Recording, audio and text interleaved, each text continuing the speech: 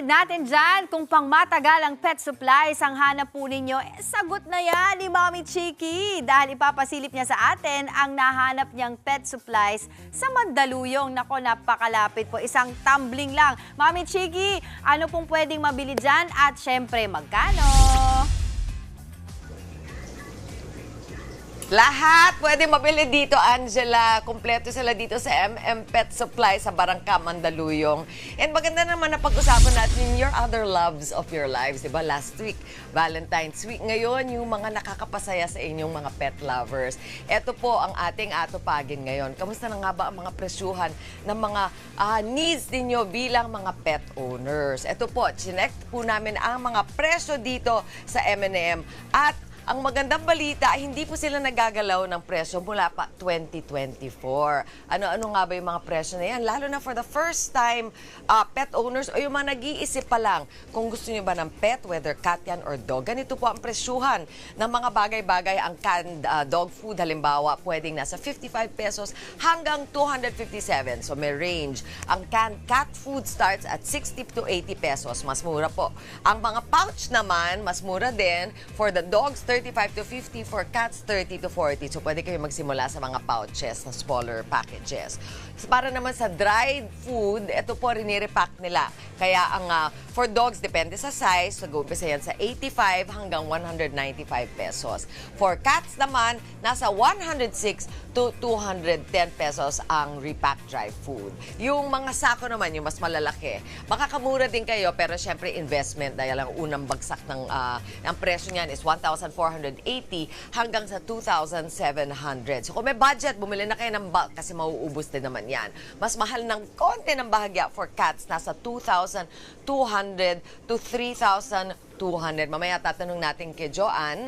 Dali na, Joanne! Halika, may tatanong ko sa iyo. Ayan na si Joanne kanina. Tama naman yung mga presyo binibitawan ko, no? Opo, tama naman po. Si Joanne ang manager dito. So, eto, stop tayo dito sa mga bulk, yung mga sako.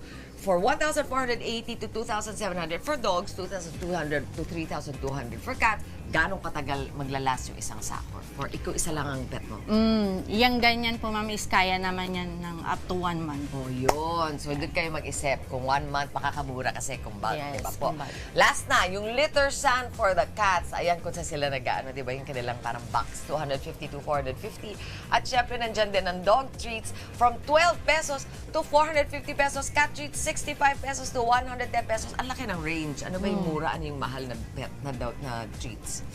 Mura. So, mag-mention ako ng brand. Oh, hindi. Ano ba yan? Sa brand ba yan nakukuha or sa size ng treats? Kung gusto Sa medyo, brand po. Kung medyo high-end si dog, doon kayo sa 450. Pero meron naman yung mga mura-mura. Mura. Sanahin nyo na lang yung aso nyo doon, or pusa nyo doon sa medyo Mura. mura-mura, di ba?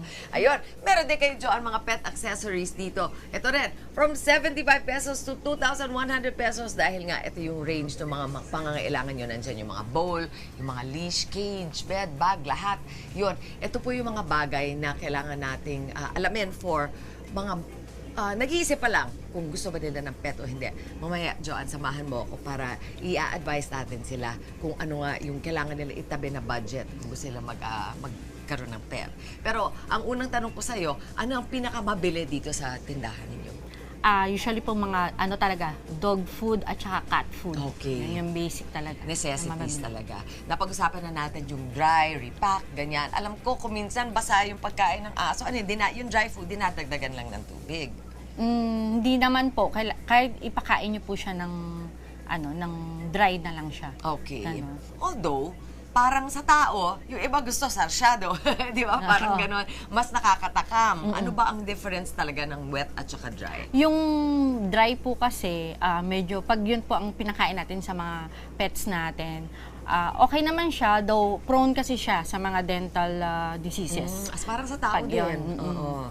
Tapos, kapag wet naman po, yung comparison nun is yung kapag wet food naman po, mas okay siya kumpara sa wet kasi yun yung mas preferred nila, mas malasa sa kanila. Oo. Pero yun na nga, talagang magkakaroon ka ng like pagkatao, kailangan nagtutoothbrush pagka wet food. So yun po ang difference ng wet at dry. Marami pa tayong malalaman at matutuklasan tungkol sa mga paggastusin na isang pet owner. Pagbalik natin dito sa Mandaluyong, Joanne, dito ka lang. Dahil babalik tayo mamaya. For now, back to studio! Yan, ako magpapabili daw, magpapasabay si Andre. Maraming salamat po sa inyo, Mami Chiki. Very fresh. Eto po ha, ano nga ba ang must-haves kapag first-time pet owner ka? Alamin po natin yan straight from our Nyora Mami Chiki na live pa rin po ngayon sa Mandaluyong. Mami Chiki, ano pong tips ang inyo pong mabibigay sa mga nagbabalak mag-alaga ng cats and dogs?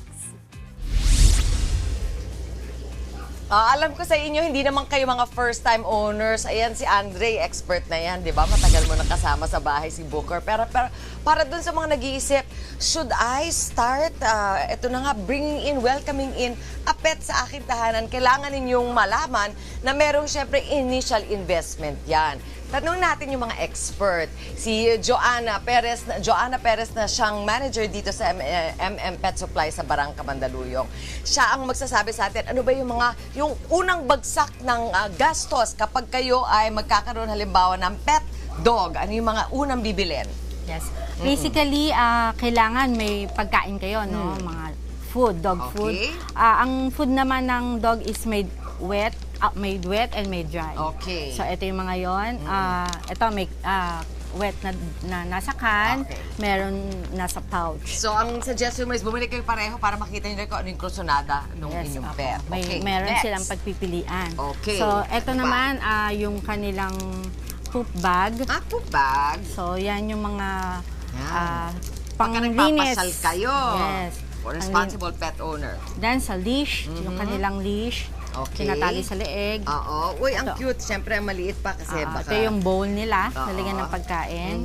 And then, may cute na shoes kung gusto nyo dun sa mga pets nyo.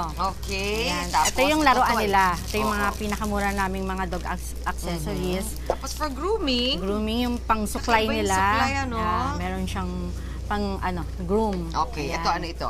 And then, ito naman yung pet pads para sa mga ihi nila, So, pang-sapin. Sa mga, isang bag siguro. Magkano Yes. itong vitamins na to? ito 150 lang to. 150 at kailangan din ito for all pets. Yeah. So lahat tinitingnan yung mga presyo to 135. Itong Yeah. cat food magkano ito? 68 yan. 60, 80. So more or less 1,000 pesos, aba 937 pala kung isusuma total natin. So kung wala pa kayong 1,000 pesos na pwede itabi per month, mag-isip-isip kayo kung gusto nyo ng pet. Kasi syempre para mga bata din yan. Kailangan may sapat na budget para maalagaan na mabuti.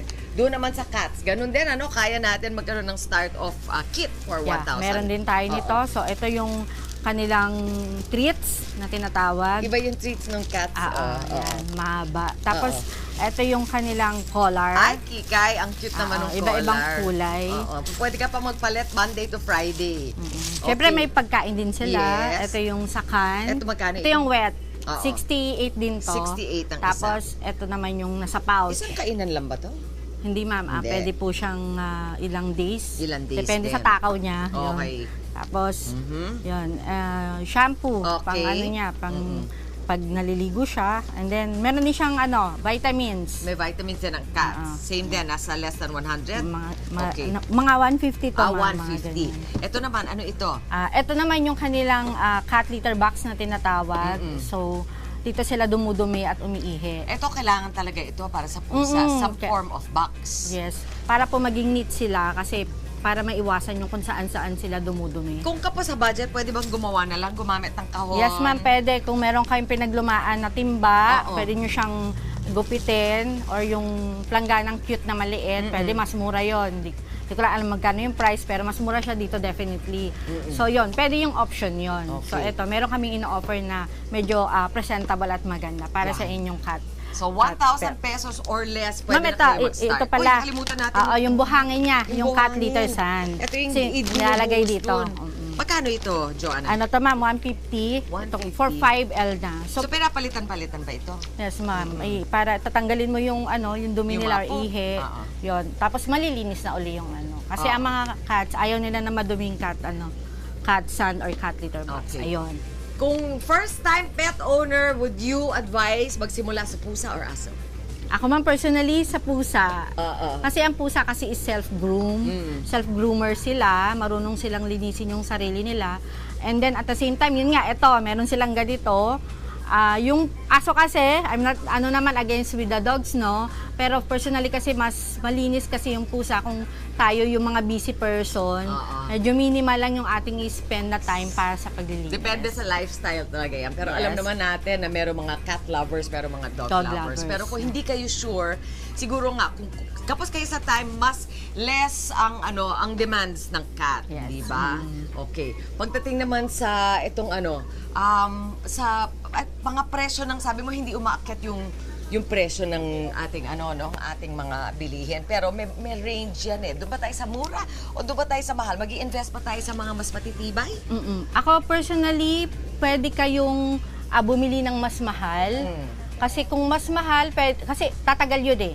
Okay. So, yung worth ng item is mapapakinabangan nyo ng matagal. As Kaya with everything naman, talaga you have to pay for the quality. And Yes. usually maganda yung investment yon. Sige, saan kanila makahanap, Joanna? So, yon ang Pet Supplies has 3 branches. Meron kami dito sa Mandaluyong, sa Barangka Drive, dalawang branch to.